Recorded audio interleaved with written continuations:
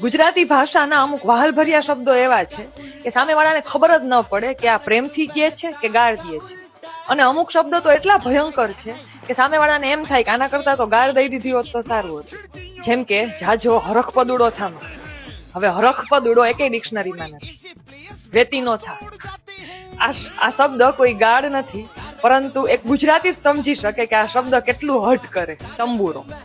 હવે તંબુરો એક વાજિંત્રનું નામ છે, એક મ્યુઝિકલ ઇન્સ્ટ્રુમેન્ટ છે, પરંતુ એક ગુજરાતી જ સમજી શકે કે આ શબ્દ એટલો ભયાનક છે ને કે એની કોઈ સીમા જ નથી. આવા તો ઘણા બધા શબ્દો, જેમ કે દોડ ડાયો થામા, ગતાગમ વિનાનો, ઘોબા ઉપડી જાશે, વેવલો, તને વરી શેની હવા આવી ગઈ છે. આ એવા શબ્દો છે કે જે એકય ડિક્શનરીમાં નહીં, પરંતુ માત્ર ગુજરાતીઓની જુબાન પર જ વસે છે. અને અમુક શબ્દો તો એવા છે કે જે બસ છે જ.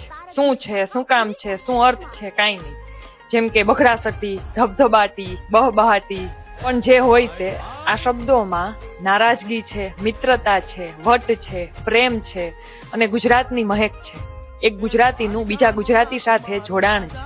ભાષા તો ઘણી છે, પણ આ શબ્દો જેવું વહાલ બીજે ક્યાંય નથી. આ અમુક શબ્દો આપણી પેઢીઓનું ભાથું છે. ચોક્કસ આ શબ્દો ક્યારેક કડવા લાગી શકે, પણ આ શબ્દોની મીઠાશ પણ એક ગુજરાતી જ સમજી શકે. અંતે એટલું જ કહીશ કે આ એક રમૂજી રીલ સાથે આપ સૌને ગુજરાત સ્થાપના દિવસની ખૂબ ખૂબ શુભેચ્છાઓ. જય જય ગરવી ગુજરાત.